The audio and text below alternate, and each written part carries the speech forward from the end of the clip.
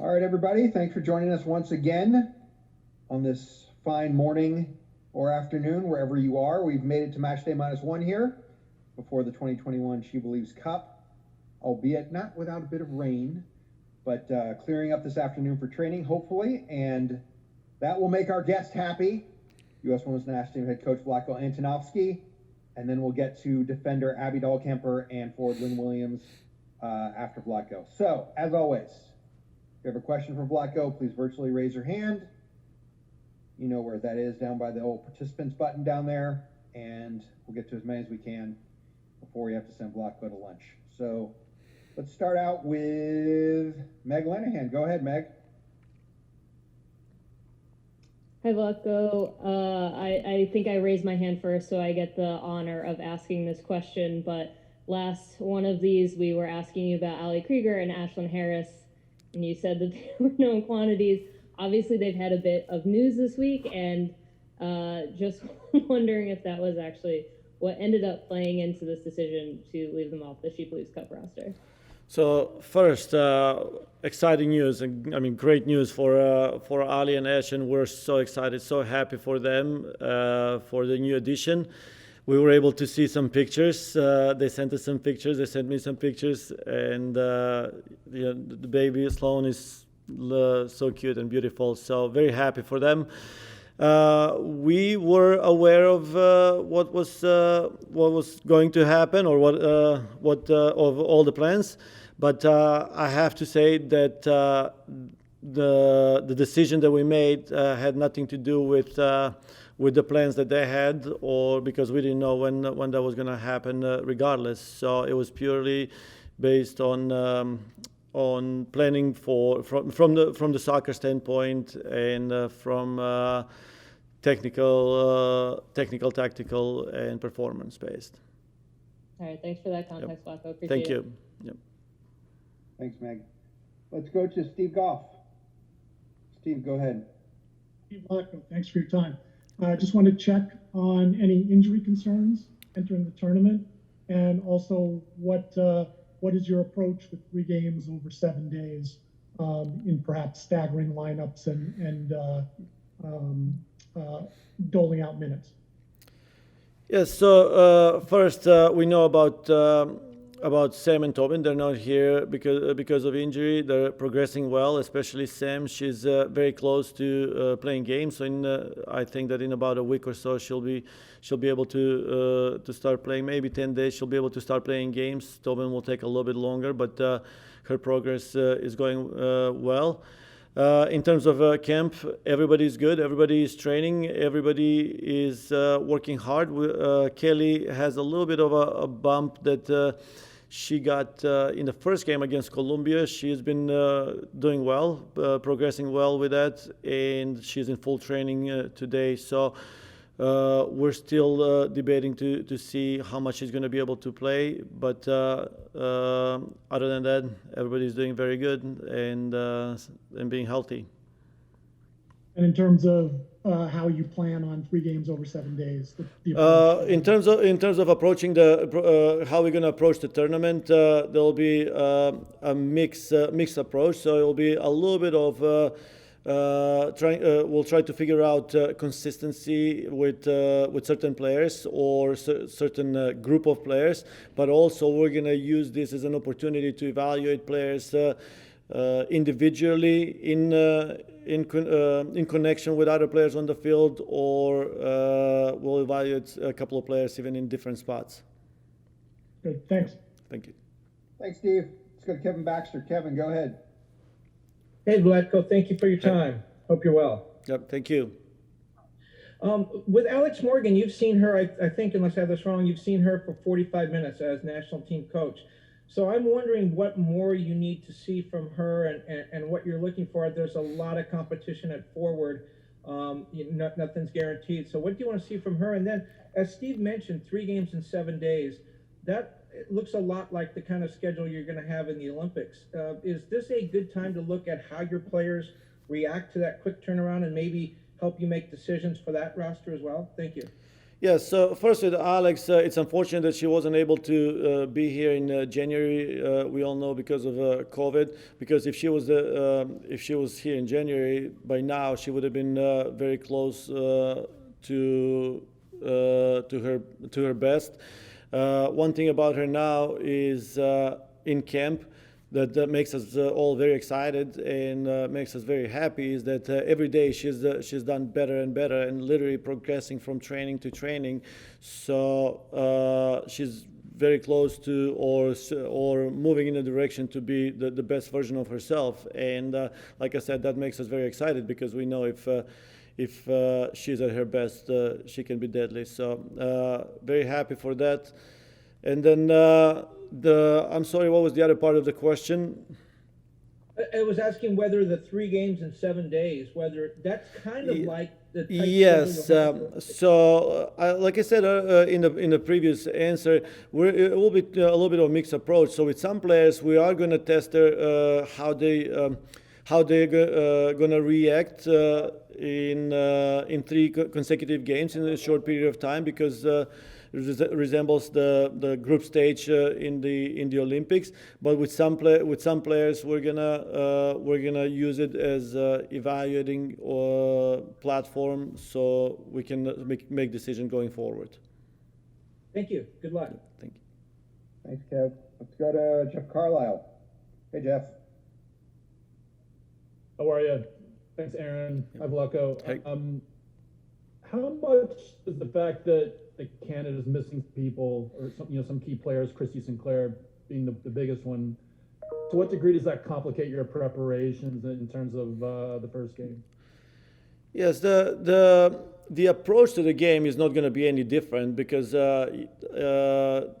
it's needless to say that Christian Sinclair is unbelievable player. I mean, the greatest goal scorer and scorer of all times, and missing her, I'm sure it's going to create issues for Canadian national team. But they have such a talented roster that I'm pretty sure they're going to be able to create or present different challenges for us. So our mentality or approach is not changing, but our strategy may change in terms of how we're gonna defend now since Sink is not there, or how we're gonna attack since Kadisha Buchanan is not there. So there's certain tweaks that we may have in our strategy, but the approach is not going to change from the mental standpoint. Okay, thank you. Thank you. Thanks, Jeff. Let's go to Julia Poe. Go ahead, Julia. Hey, Vlatko. Thanks so much for the time, like always. You opened up talking about Allie and Ashlyn and their adoption. I was just wondering, with having several moms on the team right now, how does the national team work to support mothers on the team and players who are interested in going through that experience? And how does that kind of affect you as a coach? How do you approach that? So first, personally, I think that's great. I mean, I've gone through this in a club environment. First with Amy Rodriguez being on the team. She had kids and she traveled with her kids when she was playing for Kansas City. Then Sydney LaRue had Cash, and she was part of the team. And I thought it was great. Actually, in a way, it brings the team together. We've had several instances. With Charlie being in the environment here when we were in Holland, and it was to some degree it was like a toy. All the players, staff was around and enjoyed the experience and just brought happiness to the group. We were happy for Charlie, for Alex, just to be around and to be there. But I think that the Federation has done an incredible job organizing and creating a process to make that to make the whole environment a little bit easier for the moms and for the kids as well. COVID makes it a little bit tougher with all the testing, with all the protocols, but I'm pretty sure soon, or hopefully soon, things are gonna get a little bit easier and a little bit better. Thanks, Julia. Julie, give me a call. I can fill you in on U.S. soccer's maternity policies, which have been going on since 1995, if you want more details. Let's go to Steph Young. Go ahead, Steph. Thanks, Aaron, and thanks, Vlatko. I wanted to follow up with you a little bit more on discussion of scouting Canada and, senior players missing. Yesterday, your Canadian counterpart, Bev Priestman, talked about how she's really had to encourage her players to be brave to face the United States because, clearly the United States is number one and Canada is not. For you, how does that, I don't know, what's your reaction to seeing that Canada, everything that they've talked about tactically has been in relation to reacting to the United States as opposed to imposing their tactics on you? I don't know if that's their approach, whether they're going to react to United States or they're going to impose, because one thing I said earlier was they have a very talented roster, and one thing you can bet on United States Canada is that it will be intense. Canada comes in with so much determination and battle when they play U.S. women's national team that I don't think it's matched by any other team that we've faced before. So we're definitely going to expect that intensity and battle as a starting point, but also they have incredible young players that will create problems or create issues for us. I mean, we know Janine Becky, Jessie Fleming, Nichelle Prince. They're all players. They're all players that play on good teams. They have such a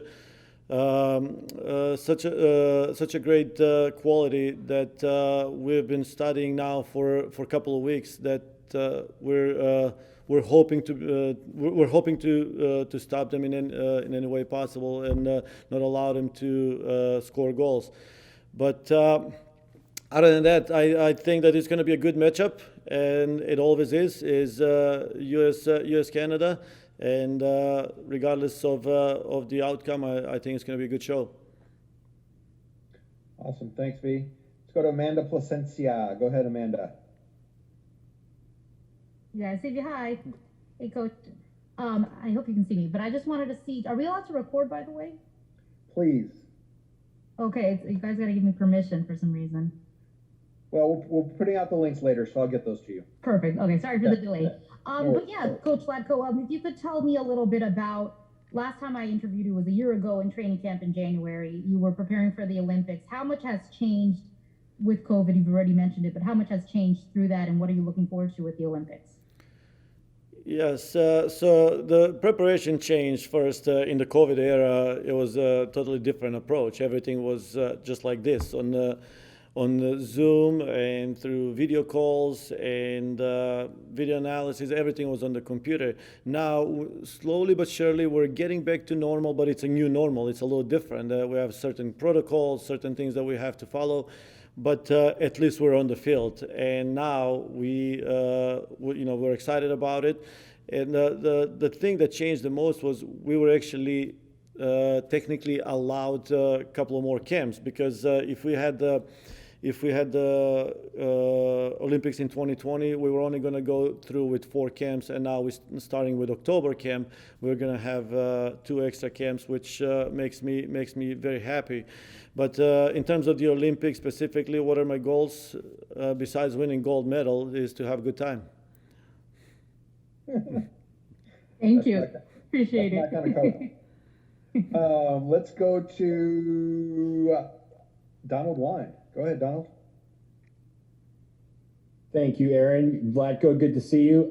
Last month against Colombia, both games, you kind of employed a very aggressive high press style of play, and you had a little bit of a window to kind of recover to do both for those games. With the short window between that, looking forward just to tomorrow, do you still do that kind of high press that's aggressive, knowing that it could drain players and seeing how that works, or do you dial it back, so to speak, and kind of employ a more conservative approach?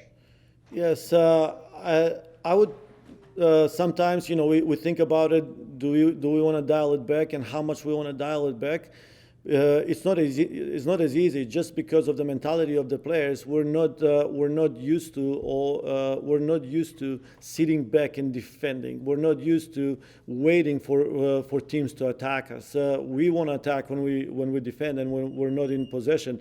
So I'm sure there'll be times of the games when we feel like we can dial it back, but we're going to try to do that, and we're going to try to control the tempo while we're in possession, and a little bit less when we're out of possession.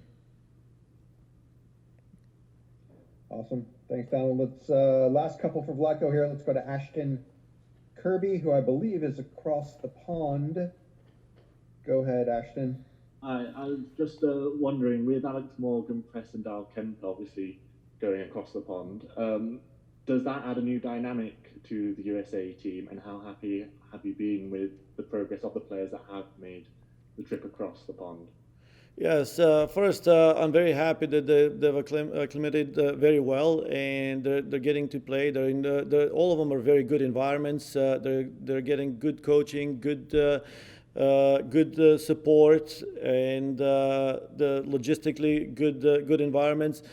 And on top of that, they're getting good minutes. They get good opponents. So when they come back here, they seem like they haven't missed a bit. So that makes me happy. Thank you.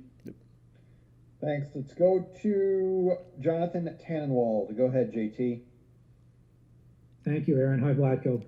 A short one and a probably slightly longer one. The short one is, knowing that Tobin is still going to be out for a good while here, how much of a run-up do you think she's going to need of games and health time before the Olympics, since the European season is going to end in, I don't know, what, May or whatever it is, and there might be a gap there for her? And then this, I'll ask that first, get that answer, and then ask the second. Well, yes, the long one. That was the short.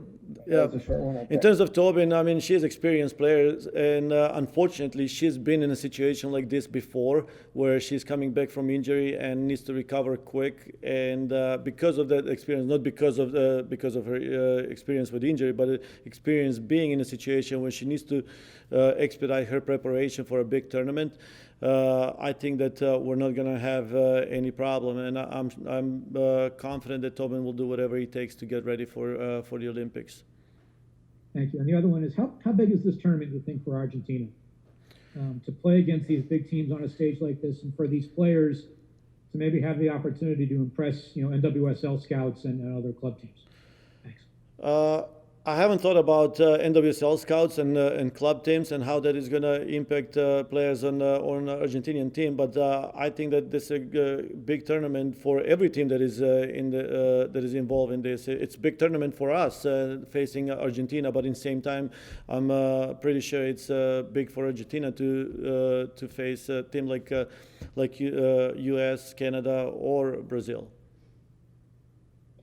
Thanks, JT. Let's go. Last two for Vlatko here. Let's go to Sydney Hunt. Go ahead, Sydney. Thanks, Aaron. Vlatko, how are you today? Good. Thank you. How are you? Good. Thank you. I want to ask you, in relation to the earlier question about overseas players, of course, Alana being held back by PSG, but a few of the England-based players, specifically Kristen and Rose, Katarina, they were allowed to be released by their clubs. Did you kind of get an explanation why the England-based clubs were more willing to release their players versus why PSG didn't let Alana come over? Yes, it goes back to the quarantine rule that the country has. France has a different quarantine rule that England FA is granted a pass for their players, so that's why they were granted a permission to come where Alana on the other side was not. Okay, that makes sense. That's all you done. Thank you. Thank you. Let's go to the last one. Goes to Har, although I think Vlatko's talked a lot about Canada already, but go ahead, Har.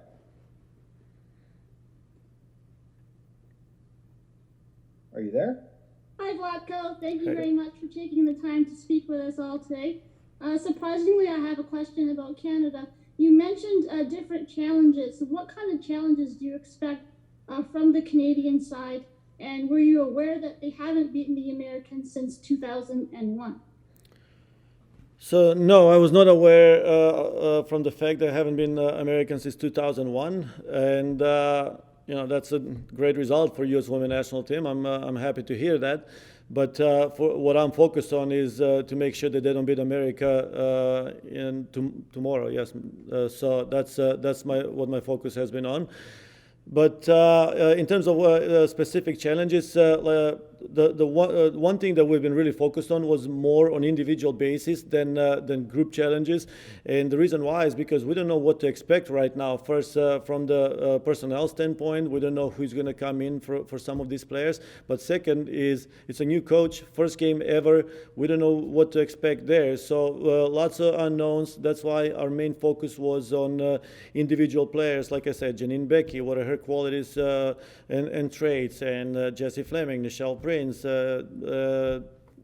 Desi Scott. I mean, there's so many players that we analyzed very thorough to see if we can pick up on traits that that we can group together and prepare for.